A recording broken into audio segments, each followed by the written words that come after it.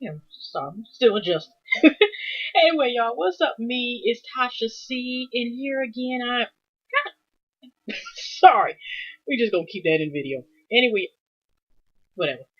Um, and today I'm doing Love and Hip Hop season 4 New York. Episode I don't know, but I'm sorry about that. But I definitely put in the description out below. I want to say, hey everybody, if y'all first time subscriber, thank you for my subscribers that's been there, subscribers, ongoing subscribers, my supporters, and the new subscribers that I'm getting. Thank you so much, and all the support I'm just getting. I appreciate it all, y'all. Now, just to let y'all know, it's a disclaimer, because I do curse in most of my videos. If y'all new to the stuff, so don't be surprised. I'm in the description, but just in case, I'm just letting y'all know in advance. Now let's get down with the fuckery. Okay, tonight's night was I'm going to argue and smile and cry. We're going to get rid of the Saigon and G. Erica Gray thing out the way first.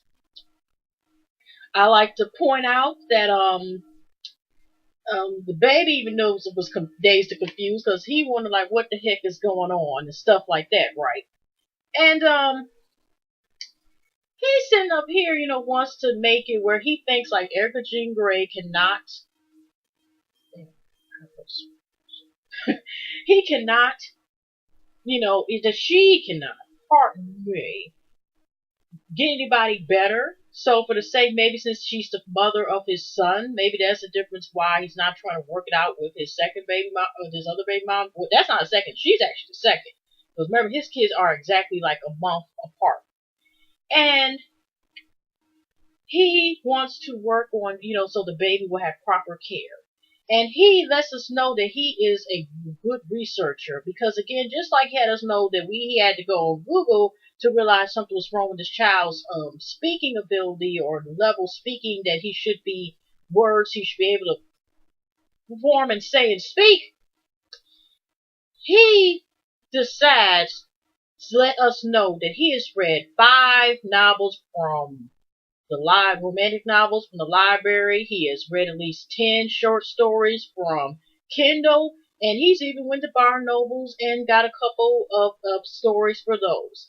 Because he wants to let you know, because of this research, instead of just common sense, um, that's how he knows things, just by that. I mean, there are some things you have to research, but it's like the way, the things he's talking about is stuff that he should kind of pay attention to because it's right in front of your face. You know what I'm saying? You just every day, study stuff type of thing. But he just is so focused on.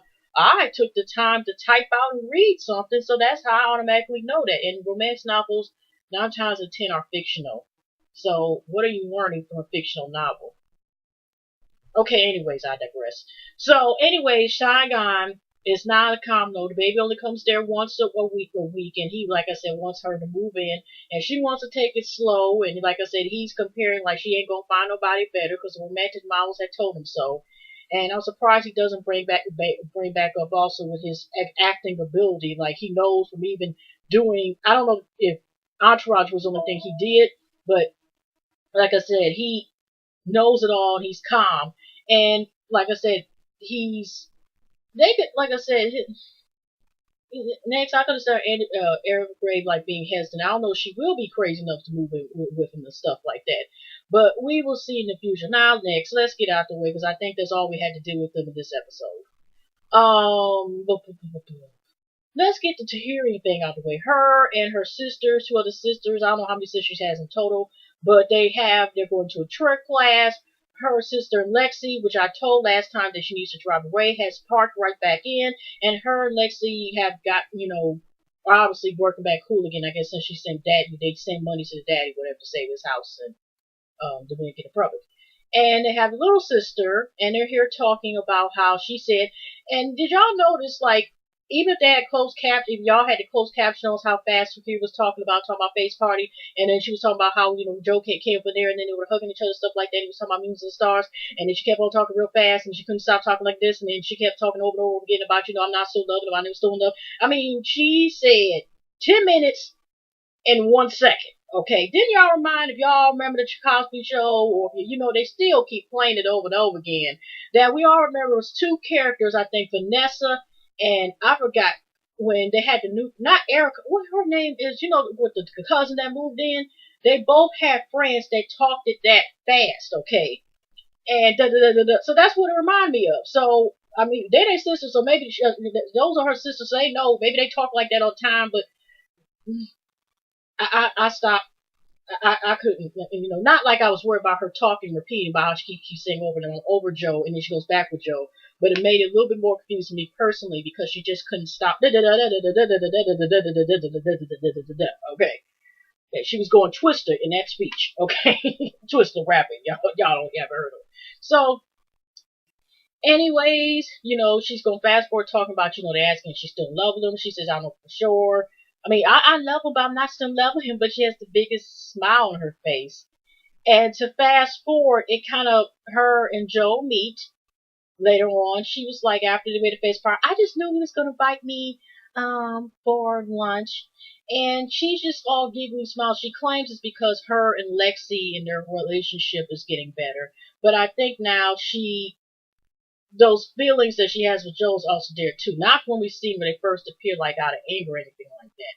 She said she wants something big to happen. So a part of her actually does want to make the relationship work. She keeps saying they're always going to be friends, but it seems like they keep going back and forth and always end up back together. And then we get this drama, I hate you, blah, blah, blah, and then they get back together again. And so, or at least screw with each other, then they get back and fish together again. So, he ends up fast forward, like I said, he ends up talking to his dad, and his dad, he said about do something big, and it's like he knows Terry are meant for each other. It's just sad in their situation because it's like, just because y'all go on and off back and forth for many years, it can still be toxic. Y'all just refusing to let it go. Some things long does not mean it is worth it. Okay, so in other words, he and his dad is saying like, are you sure? You're going to change your own lifestyle, stuff like that. You one time with 3 girls over there, basically saying like, marriage is a joke. You serious about being with this woman? You're going to have to, keep that holism back and get rid of that for good. You're going to have to flip it over and stuff like that. So they basically had one of those conversations, and the dad's proud of him because he said he's going to propose to Harry, have somebody sing and stuff like that. And stuff of that nature. Speaking of that, this is like half, probably majority of the season's probably over with, and we still have not officially seen like a song with Amina, a mixtape or anything. She's got a single out on iTunes. Like I said, she's getting played for this storyline. Okay, at least K Michelle, she had zero fucks. Like I said before, she had zero fucks given, mixtape out, and we seen like, I'm just saying is she is getting played for a storyline. And not to say she still can't move on and pick up from this, but there's some people who are gonna look at her as like, the mistress and the dumb airhead or whatever else Mina Moth might be looked as, and be like, we don't want it. There's other talent, and we don't need her. So, anyways, let's go to the meat of Pete Payton situation and Tara. Let's start with Tara because Tara is now feel you just barely move on. She has changed the locks on her door. She met Pigpen one time on the bench. And if y'all you knew you ever seen episodes, when I mean Pigpen, if y'all remember Charlie Brown and them, which was pointed out, that's what Peter reminds me of. First starting to feet, but like I said, dirt just travels all around because that's a dirty motherfucker. So she meets with him to talk about, it's over with her. She's about to move soon and stuff like that with the kids, and she's done tired of the games. Of course, Peter, of course, is confessionals. But I lost 2 women. I lost my 2 women. Blah blah blah. That's the 2 women you're claiming on this show, bro. We know that he gets down, baby. He gets down. Okay, literally. Uptime. I mean, I'm just saying. It's a shame he's still claiming that hit even so many years later. They don't even put that on the source. I know that's off the subject, but I thought, how y'all hear for the source used to have like the CDs out, or you have a mix of the, the popular R&B or old school popular R&B and old school hip hop songs, and I swear, because I actually got a couple, I swear they didn't put Uptown Baby, even though it was popular when it came out. I'm just saying. Anyways, because also to make it seem like he is the best kept secret. There's a lot of people behind the scenes, but the way the next scene, which I'll talk about later on, you would think like he has some strings in the business or had some. He don't have a past or present or future as far as right now. I mean, it could change, but I'm just saying. So she's so liberated. Mandy has her doing this acting part. She ends up trying while two guys like intoxicated. The scene about she's drunk, blows down to here and she's performed. I think this is the only time we really kind of seen Yandy. Not whatever. And she's performing this like the second. She wanted like the first guy that she was rehearsing. Because first I thought like is that a different guy the same? Now they kept Tara there, but they kept switching the dudes a little bit. I think it was two, trying to be three because the guy that was auditioning, the second one was identical twin to the other one. She was able to recognize it because the tats were different and stuff, and they're identical twins. But was they wearing the same was they wearing the same outfit or something? Or was that just me? Okay. Oh, anyways, so she's liberated. She has sacrificed, her acting. She feels liberated. The best birthday present is her getting her acting or getting what she really wants to do and getting back in the mix. And so she happens to go, like I said, go back into the mix of the thing, and she's liberated. She don't get the part. Has anybody heard this movie yet? I haven't, but okay, it still could be production because I'm just saying, I just haven't heard it yet. Maybe they're waiting to talk about it at the reunion at least. Okay, next. So after we go from that scene, she kind of like pretty much faded. So Nya Moth is the beginning of the scene, and she's with her friend. And this was just so scripted to y'all. I don't know, like I said, the situation is not, but just as far as the way they were talking about the circumstances, kind of was so annoying. Her friend, which, like I said, you never had seen her with no friends until damn near the season is over with. And then she's her friend Nicole. She's meaning pouring her heart out. She's meaning that she's not. She can get over that. Mr. Pigpen has basically, has messed over again as far as his actions, but lying to her. So I mean, when you got with him, he was messing with somebody else and with somebody else, and you knew about it. But you're not mad at him for lying, but you're not mad at screwing her or screwing other women. Because, like I said, Tara ain't the only one. Okay, I mean, well, at least you're talented. Okay, so her friend is on cue, like, well, look at the eyes, because it looked like, I swear she was looking at I know they don't have teleprompters outside, probably like that, but it just looked like somebody was holding, some sketch pad or something with some big words and some with a big black permanent marker and telling them what to say. So, you're not wearing your wedding ring. Why? And here go me, because I got mad and I was drunk and I was mad and he doesn't wear it anyway. Oh, so what are you going to do about your music? I don't know, something like that. It just was annoying. It was just so annoying about the friend who was kind of like, her eyes seemed like it was wandering. She was wondering, like, she was looking at some cue cards or something. And I'm thinking, like, the stuff, this is how you know a lot of stuff is scripted is. The stuff they talk about is like, y'all could, I mean, not to say you can't talk face to face, but it just seemed like y'all would have talked, I don't know, it's just some of the stuff, like, at least half of it, like, couldn't y'all talk on the phone or FaceTime or Skype or something, if y'all far away, I'm just saying. So she's asking about the wedding ring, she's asking about, the mess with, about what she's going to do with relationship. Does she still love Peter Pan? But she's really not flat out saying she needs to do that. Did she say she needs to leave him alone? But of course, Mia said she can't see herself without him.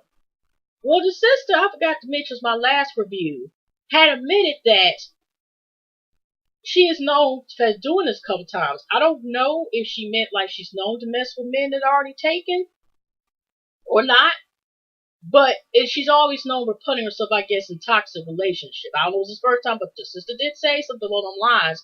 And for her to think like the best she could do is Pigpen, that child really needs to stand in there and just say like, I am somebody, okay? Because because if she think that's the best, and same with Tara too. He be getting the weakness. He ought to get the weaklings. And I'm not talking about. I'm just saying is it be right in front of your face. And I'm just saying, you know, I ain't gonna sit here and say perfect. I mean, that's a long story about like my relationship stuff like that, my ex past relationships and stuff of that nature. But what I'm saying is that Tara, also known as Mimi Sloth's cousin that they don't want to tell nobody. Um, you, I don't know, this lost stuff, but like I said, Amina has been repeating this behavior before, and Tara's still doing the same behavior at the, I'm just saying these are grown women, okay? That's all I have to say. Leave it as that.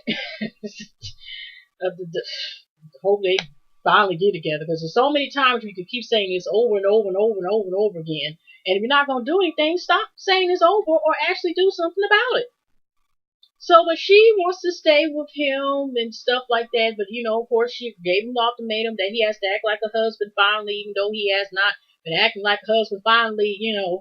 And, so she, he, like I said, after Peter Pan meets with Tara, he actually goes sees Kate Michelle. And, I'm kind of concerned because we know, wasn't this ironic again? Peter meets up in the studio where Kay Michelle's near the piano. And I don't know why I thought, like, I hope well, they didn't show no previous like they were getting into it, but I just thought, like, maybe when he leaves, she's going to start making a song about, with his dirty ass feet, I'm just saying, I don't know. I don't think she's seen his feet or whatever, but you never, but I'm just saying, some song, I was expecting her to do another song after he left, make a whole melody and stuff at the piano. Because, of course, it was totally different when we seen it last time, okay, with ATL. But what I'm saying is again, but she did say some good words of advice to him. He's kind of like been like the relationship guru throughout the few little times she's been back on here.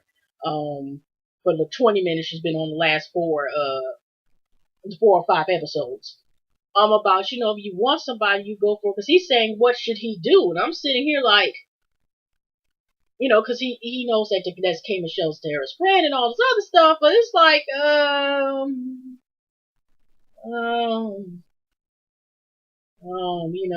but then he even admits, I will do it in due time.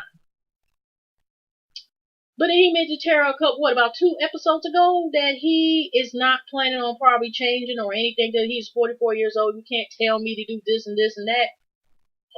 So, since, like I said, since he, realizes that Tara is gone, or he is accepting at the moment, we'll see how long that lasts. He's planning on working on Amina list, not losing both his 2 main chicks. Like I said, the main chick might be the one he's not talking about on the show, but that's another story. But so he decides to take Amina, and I guess there's some little restaurant, whatever, and they go out to meet, and they got this big window, and he on cue was gonna, ask whatever, he's on the phone with somebody, and he was gonna show his love to the world, finally to his Amina, and of course we have the lovely, boat they right across from wherever they're at, and you see this lovely, I love you, Mrs. Panky, and then we get a lovely, beautiful slideshow, which probably are half of those photos, are probably on Instagram now, who knows, but, that was nice. She feels so out of happy now, she wants to take them back. And again, when we hear the music, Glenn Lewis, I'm glad it's back. I didn't know he had a new album. Again, I mean, she's made some love songs. I'm just saying, y'all notice when they have the music, it ain't got nothing to do with her. So anyway, let's cut off that. I don't think it's nothing to us. But now let's get to the love triangle, octagon, whatever the heck you want to call it, with the situation with Erica, Mina, Sin, and Rich. It's a hot ass mess. And then we see in the next upcoming previews for the next episode that he is still okay. He's still like trying to get over Erica by getting like a mini of a person. It's like, again, it's another oligarchy and toxic relationship. But Erica, even though she's trying to win Sin and trying to keep her, whether this is a stage and she's just greedy on this stage and Mona's paying her extra for this so she can stay on the show, or she's staying with Sin just because she wants Rich, but Rich won't treat her. But that's still some rebound stuff. Well, let's get to this show. Now, Erica just giving us all side titty and stuff in that model dress. I'm just saying, she just better be careful with your boobs. I mean, it was cute prep. I'm just saying, she just gotta be careful moving with that. She takes Sin and her. Now, I don't know what is up with that, y'all, but why is everything in the studio except goddamn music? One of the main things I'm starting to notice throughout this season is that either the studio is 9 times out of 10 for fighting or fucking, as we've seen in the first episodes with Mr. Pigpen and Amina screwing in between sessions. And then we have Saigon. I mean, he was calmed down a moment, but these last couple times we've been seeing the studios. I'm just saying it's this new thing now because there's about to be some arguing and stuff because we all know about the famous last week episode. And this week's episode, we continue again with the studio. I just felt like, okay, we don't know if she's going to be crazy. I don't think she was crazy enough, but I'm just saying that's too much expensive equipment to be near to keep having all these arguments and stuff. Somebody going to get hurt with some equipment and somebody going to get hurt. They mess up some equipment, if you know what I mean. Someone going to have to pay out a check. So what I mean by that is Erica waits to take her to a studio session, tell about the song, and doesn't tell her that Rich, which isn't this the same thing what Rich did, but not telling her that Peter Pan. It's just people just being messy. Anyway, so she tells Sin finally about the kiss because I think after she had talked to her friend, she realized like at the moment Rich was saying the stuff that she wished. I mean, she didn't say everything like what she would have said, but she just still the feelings were still there, but it was a kiss and all that. And Sin, of course, gets mad and she's just ticked off like about this, like you're saying one thing, whatever. Of course, she's ticked off and I think she gave him her ultimatum about either gonna work with you're gonna be with me or not work with him because she's like it's obviously some. She just said I'm paraphrasing. Ooh, excuse me, y'all. Dry cough. But anyway, she sat there and basically giving her ultimatum and stuff like that. She was pissed, and I think she said some kind of kiss ass. Well, at least that came probably after we came in, because she did not know Rich was coming, even though he was his own studio stuff like that. Maybe she thought, even though Erica signed the contract, that Erica was fully control of her whole career and even studio time, because we all know that her career is popping when it comes to singing.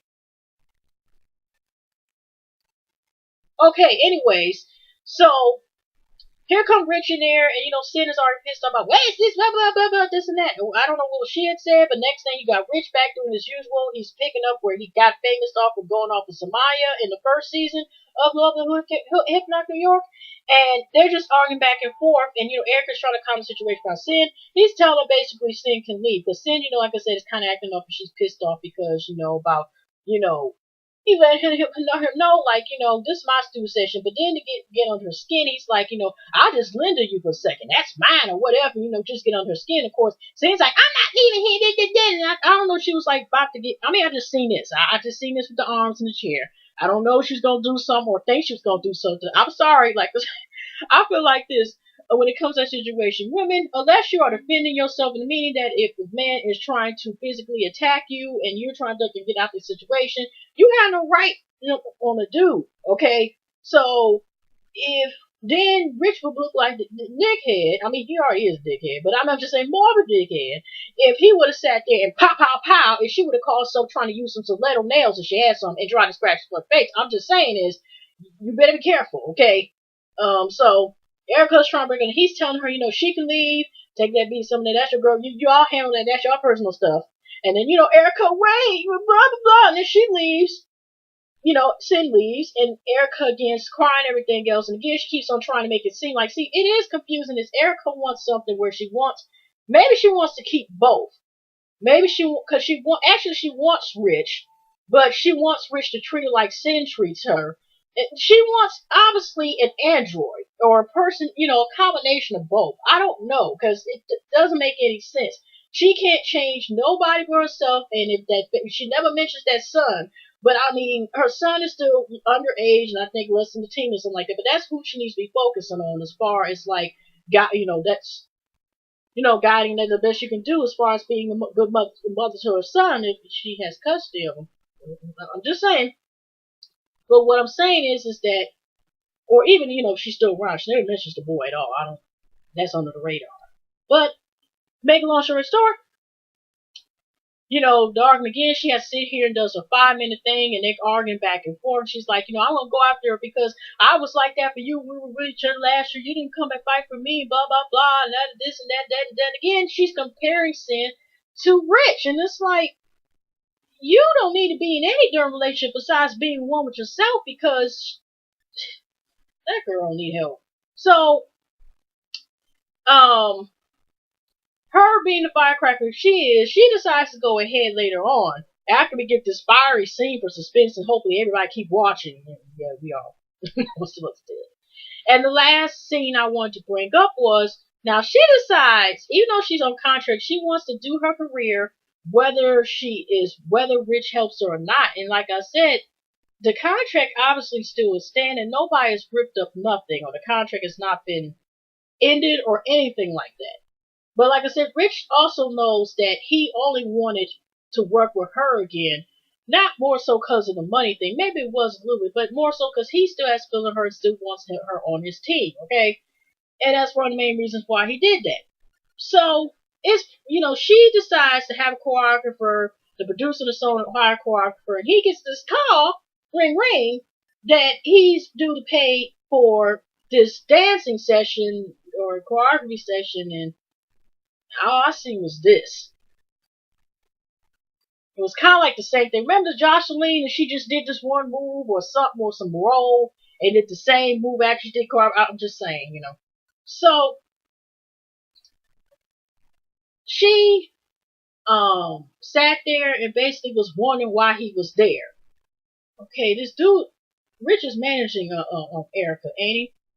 So they get into some argument because she's sitting here acting like again, like, what are you doing here? Blah blah blah, blah blah blah. And Rich letting her know, this is my shit, blah blah blah, this and that, I'm sick and tired of doing this, blah blah. It's one of those type of arguments. We ain't gotta get into it, but it's the same argument they've been doing on and off, like every other episode. Okay, so I don't know, Rich is just saying like this is a problem why as far as her attitude and her actions is the reason why it's hard to work with her in a relationship. But he should not fail for it no darn way, because if he got Yanny and supposedly all this other stuff still popping going on, he should have took one aside, not mess with Erica anyway. But like I said, he still has some feelings for Erica, whether it's just that it's good sex or whatever the case is, and vice versa, obviously with her. Besides, also some benefits of her getting a career going, because who else was trying to help Erica get this auto-tune music career? Or Milli Vanilli Boy's career going on. But anyway, y'all, that is it. I've talked enough, and I'll see y'all in the next video. Thank y'all. Have a pleasant weekend, pleasant day, pleasant night, and y'all take care now. Bye-bye.